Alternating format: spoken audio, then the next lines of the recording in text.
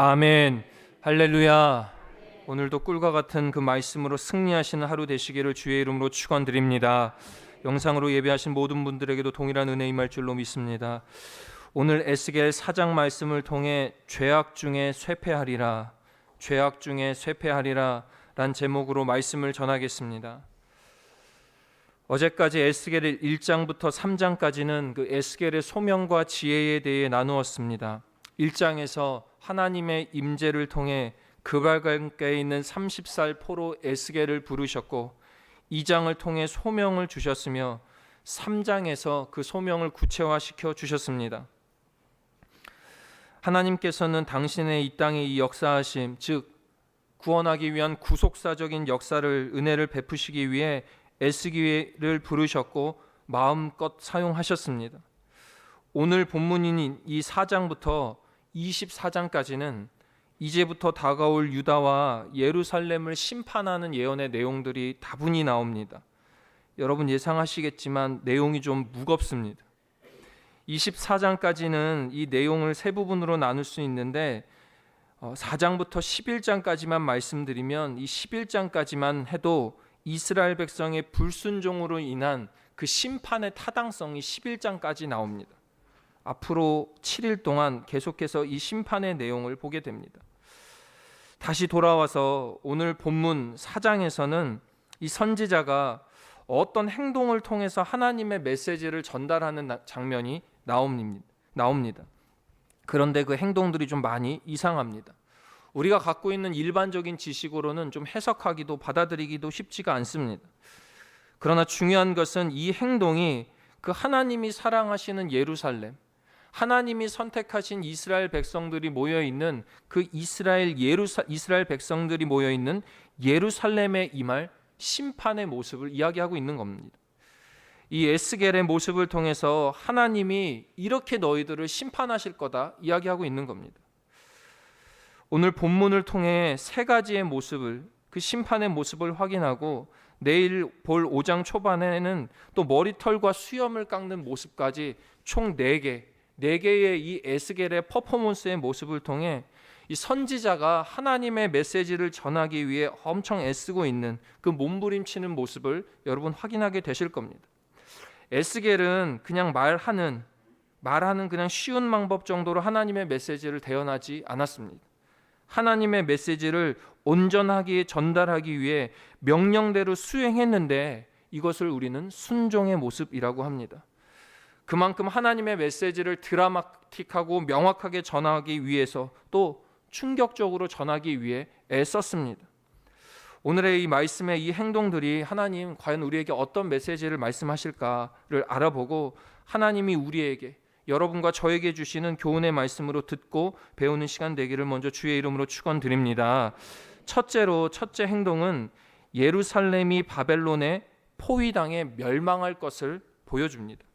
예루살렘이 바벨론의 포위당해 멸망할 것을 보여줍니다. 오늘 이 에스겔은 토판, 그러니까 흙으로 만든 기와 같이 생긴 이 벽돌 위에 그림 그리기 퍼포먼스를 하고 있습니다. 그런데 거기다 하나님께서 무엇을 그리라고 이야기하시냐? 예루살렘 성을 그리라고 하시는 겁니다. 거기에 마치 설계를 하듯이 예루살렘 성을 그리고 그 주위의 구조물들까지 그리라고 이야기하십니다. 그러면서 2절에 바벨론의 포위 공격, 그러니까 예루살렘 성전을 멸망시킬 바벨론의 포위 공격까지 그리라고 말씀을 하시는데 사다리로 에워싸고 흙으로 진치고 공성태로 포위하라 이렇게 이야기합니다. 공성태는 여러분 그 중세 영화 같은 거 보면 성문 부실 때 통나무 뾰족하게 해서 통나무 앞에 뾰족하게 해서 쇠 붙여놓은 거, 그 문 부실 때 쓰는 것을 공성태라고 합니다.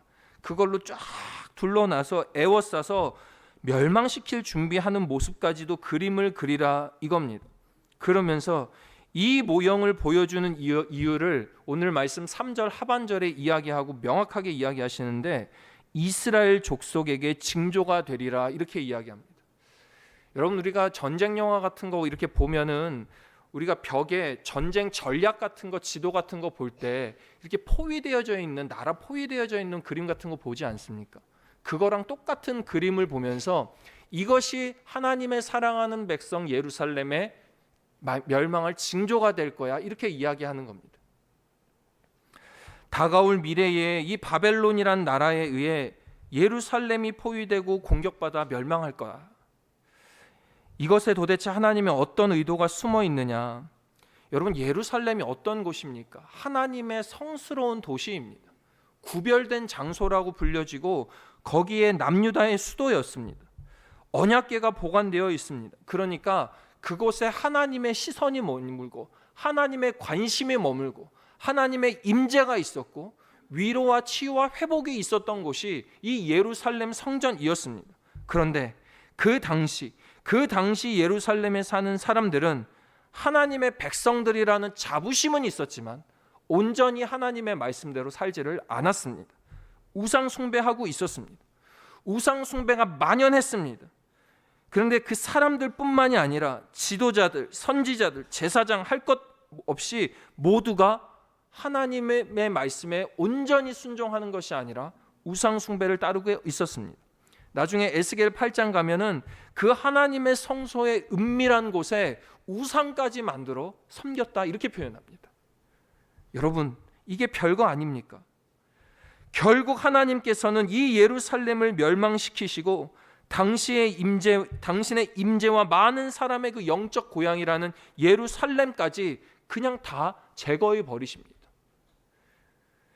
하나님을 경배하고 섬기는 마음이 상실된 예루살렘, 하나님의 임재와 축복 가득한 선택된 백성이 모여있는 이 예루살렘에 하나님 없는 것은 더 이상 아무 의미가 없었고 하나님께서 철저하게 제하여 버리신 것입니다. 사랑하는 여러분, 특권의식, 이 신앙의 특권의식은 바로 안일함입니다. 우리가 이 정도 말씀 읽으면 됐어. 우리가 하나님의 선택된 백성으로서 이 정도 신앙생활하면 됐어. 하나님이 당연히 우리를 떠나시지 않을 거야 라는 이 안일함이, 그 잘못된 믿음이 신앙뿐만이 아니라 살던 삶의 터전까지도 멸망의 길로 빠지게 된 것입니다.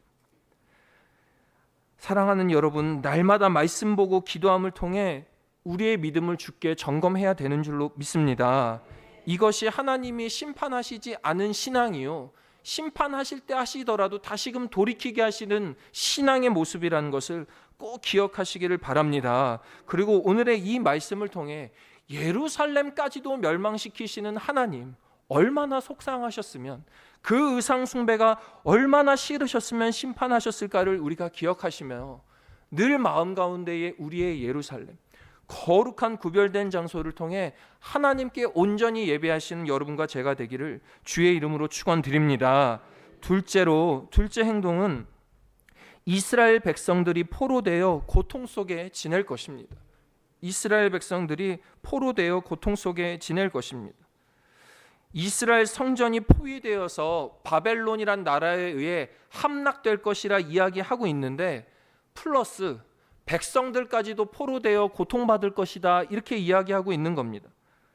이 선민들은 하나님의 거듭된 메시지와 경고에도 정신 못 차리고 결국에 하나님의 심판받게 되는데, 그 모습을 에스겔이 보여주는 것입니다. 오늘 본문의 4절 5절은 북이스라엘의 죄를 이야기하고 6절에서 8절까지는 남유다의 죄악을 묘사합니다.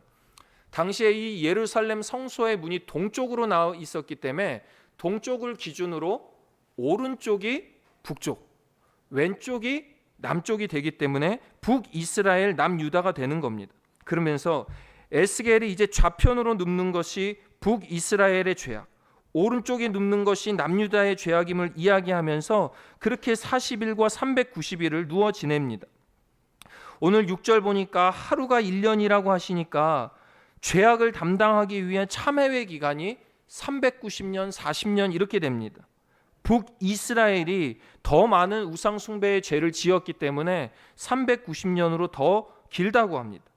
자, 하나님께서 온전히 390년 플러스 40년, 430년이라는 기간의 의미의 430일을 왼쪽과 오른쪽으로 돌아가며 에스겔이 지내도록 합니다. 줄로 묶습니다. 몸을 이리저리 돌리지도 못하게 하는 고통의 시간을 보냈을 겁니다.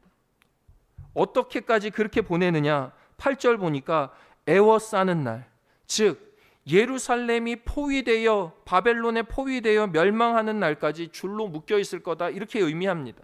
끝까지 포로되어 멸망하는 그 날까지 이 고통을 당할 것이다. 이스라엘 백성이 가지고 있는 잘못된 우상 숭배의 사상, 잘못된 안일한 믿음을 철저하게 배척하시며 재난 속으로 그들을 집어넣으시는데, 어떻게까지 집어넣으시냐? 17절에 그 죄악 중에서 쇠폐하리라, 용서하시기 바랍니다. 말라 죽을 것이다, 이런 의미입니다. 하나님의 심판 참 철저하고 완벽합니다. 무섭고 너무나도 빡빡합니다. 정말 사랑의 하나님 맞나 싶을 때가 있습니다. 그러나 사랑하는 여러분, 하나님이 사랑하시는 여러분, 하나님 죄악에 대해서 단호하게 심판하시고 처벌하시는 공의의 하나님인 것을 꼭 믿으시길 바랍니다. 복 주시기를 원하시는 사랑의 하나님 분명하시지만 죄를 미워하시고 그 중에 우리의 교만함이 우상 따라가는 모습 되면 그거 가장 싫어하시고 끝까지 말라 죽을 때까지 심판하시는 공의의 하나님, 그것을 우리가 기억한다면 우리가 죄에 빠져 있을 시간보다 하나님 바라볼 수 있는 시간이 더 많게 된다는 것을 믿으시길 바랍니다. 예수님께서 그래서 우리의 죄를 대신 짊어지실 수밖에 없었던 것입니다. 멸망할 수밖에 없었지만, 죽을 수밖에 없었지만 우리의 죄를 예수님께서 십자가에 대신 짊어주시고, 그래서 그것을 믿는 자마다 영생을 주시겠다 약속하신 것입니다. 그래서 우리는 나를 사랑하사 나를 위하여 자기 자신을 버리신 그 하나님의 아들을, 예수 그리스도를 믿는 믿음 안에서 매일 살아가려고 몸부림쳐야 합니다. 우상 숭배하며 죄의 줄에 매여 아둥바둥 살아가는 삶이 아니라 하나님 은혜에 감사하며 구원의 감격을 매일 누리는 그 몸부림의 기쁜 감사의 몸부림의 삶, 그 믿음과 순종의 삶으로 축복과 형통의 삶을 살아가시는 여러분과 제가 되기를 주의 이름으로 축원드립니다. 끝으로 예루살렘에 기근이 찾아올 것입니다. 예루살렘에 기근이 찾아올 것입니다. 앞에서 하나님께서 사는 곳을 포위하셨습니다. 잡아가셨습니다. 그러면 먹는 거라도 잘 주실 줄 알았는데 이제는 먹는 것까지 심판하시겠다 말씀하시는 겁니다. 상징적으로 이 이스라엘 백성들이 삶의 극소량, 아주 적은 양의 물과 부정한 떡을 먹게 될 거라 오늘 말씀 가운데 이야기하고 있는 겁니다. 하나님께서 에스겔 선지자에게 각종 곡물을 가지고 떡을 만들어 먹으라고 하십니다. 요즘은 일부러 각종 곡물을 혼합해서 먹고 다이어트와 건강을 위해 먹는데, 당시는 밀과 보리가, 유대인들이 빵을 만드는 재료가 밀과 보리고, 없는 사람들, 극심한 가난에 가서야 섞어 먹는 것이 콩팥 조리 귀리였습니다. 그러니까 오늘 9절에 밀과 보리, 콩팥 조 귀리, 이거 다이어트 아니라 거룩한 건 내어놓고 극빈한 극심한 가난으로 갈 거니까 부족한 양식 만들어 먹게 될 것이다 이야기하고 있는 겁니다. 그것도 양도 적습니다. 하루에 20세겔, 20세겔은 지금으로 약 230g인데 요만큼 정도 됩니다. 요거를 3끼에 나눠 먹으라는 겁니다. 11절에 나온 물까지, 물 6분의 1 이 흰은 약 600ml, 그러니까 요 물 한 병보다 조금 많은데 이것으로 하루를 살아가야 되는데 이렇게 390일, 여러 가지 곡물이 섞여 있는 부정한 빵, 또 이거 하루에 한 병을 무려 390일을 살아가라 말씀하고 계신 것입니다. 그런데 이 빵 굽는 불, 당시 인분을 굉장히 부정하게 여기던 물체 중에 하나였습니다. 신명기 23장에 보면 하나님께서는 이 이스라엘 백성으로 하여금 너희의 그 화장실 변소를 진 바깥에 파고 인분을 그 땅에 묻으라 하셨습니다. 용서하시기 바랍니다. 불결한 것, 부정한 것으로 인분을 그렇게 받기 때문에 그렇습니다. 그런데 그것을 땔감으로 해서, 그 인분 부정한 것을 땔감으로 해서 빵을 구워 먹으라 이겁니다. 그러니까 완전하고 완벽한 심판의 길로 부정한 거 먹으라는 겁니다. 평생을 제사장으로 살아온 이 에스겔은 그래도 그것만큼은 못하겠습니다. 저 그걸 먹어본 적이 없습니다. 이야기하니까 하나님께서 14절에 에스겔이 어떻게까지 호소하냐면, 아하, 이것은 극심한 그 절박함에 있는 감탄사입니다. 우리가 이야기하는 아하 이거 아니고 아하 이겁니다. 그 극심한 그 호소의 이야기까지 하면서 하나님 앞에 이야기합니다. 그래서 하나님께서 이 인분을 쇠똥으로 바꿔주시는 요구는 들어주셨습니다. 쇠똥은 당시 근동지방에서 말려서 연료로 사용했기 때문에 부정한 것은 아니었기 때문에 그렇습니다. 어쨌거나 하나님 이렇게 끝까지 극도로 부정한 것까지 먹여가시면서 심판하시겠다 약속하시는 이유가 무엇일까? 하나님께서 그 당시 가장 싫어하시는 우상숭배, 즉 안일함, 우상숭배함으로 혼합주의, 섞어져 버린 믿음, 이것도 좋고 저것도 좋고 하나님만 좋아야 되는데 하나님도 좋고 돈도 좋고, 하나님만 섬겨야 되는데 하나님도 섬기고 돈도 섬기는 그들의 혼합주의 신앙, 순결하지 못한, 하나님 바라보지 못한 혼합된 신앙의 그 영혼의 더럽힘을 철저하게 심판하고 계신 것입니다. 에스겔로 하여금 너 부정한 빵을 먹고 물 조금 먹어가며 거룩하지 못한 그 죄로 얼룩진 삶을 산 이 이스라엘 백성들을 철저하게 배척하며 심판하고 계신 것입니다. 하나님의 거룩한 성소라는 그 진영 안에 살면서 하나님의 백성이란 선민이라는 표딱지는 달고 살아가나 하나님의 백성인 척하고 살아온 그 백성들에게 어마어마한 심판의 무게를 가하며 극에 달한 죄를 철저하게 인지하도록 이 에스겔을 통해 보여주고 계신 것입니다. 사랑하신 여러분, 이것을 에스겔을 통해 이스라엘 백성들에게만 보여주는 모습입니까?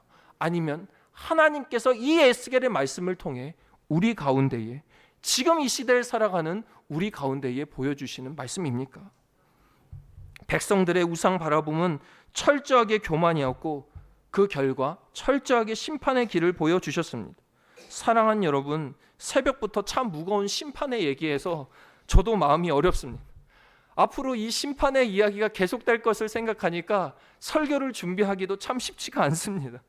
그런데 이것은 하나님이 보여주신 사실이고 하나님을 떠나 죄악의 길을 걷는 그 우상 숭배하는 자들의 결과가 분명합니다. 방법은 돌이키면 됩니다. 죄악의 삶의 우상 숭배의 안일함으로 혼합된 신앙의 삶이 아니라 회개하고 주님만 바라보려고 애쓰는 삶 살면 됩니다. 정직하고 순결한 믿음으로 주님께 나아가면 됩니다. 예수님 믿는 믿음의 사람들로 주님 바라보며 나아갈 때에 주님이 그 믿음 바라보시고 우리를 형통한 삶으로 인도하여 주실 줄로 믿습니다. 오늘도 그 말씀으로 승리하시는 여러분과 제가 되기를 주의 이름으로 축원합니다. 자비하고 은혜로우신 하나님 아버지, 우리가 짓는 죄 가벼운 줄 알았습니다. 그러나 그 심판이 매우 무거움을 오늘 또 깨달았습니다.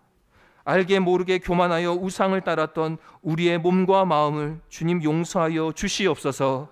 다시금 말씀을 통해 살아계신 그 하나님을 바라봅니다. 우리 삶에 날마다 간섭하고 섭리로 따라오시는, 섭리로 주관하시는 그 주님을 온전히 바라보게 하여 주시고, 공의로우신 주님 믿고 따르며 우리의 삶 전체를 순결하고 거룩한 산 예배로 드리는 우리 주의 백성들 다 되게 하여 주시옵소서.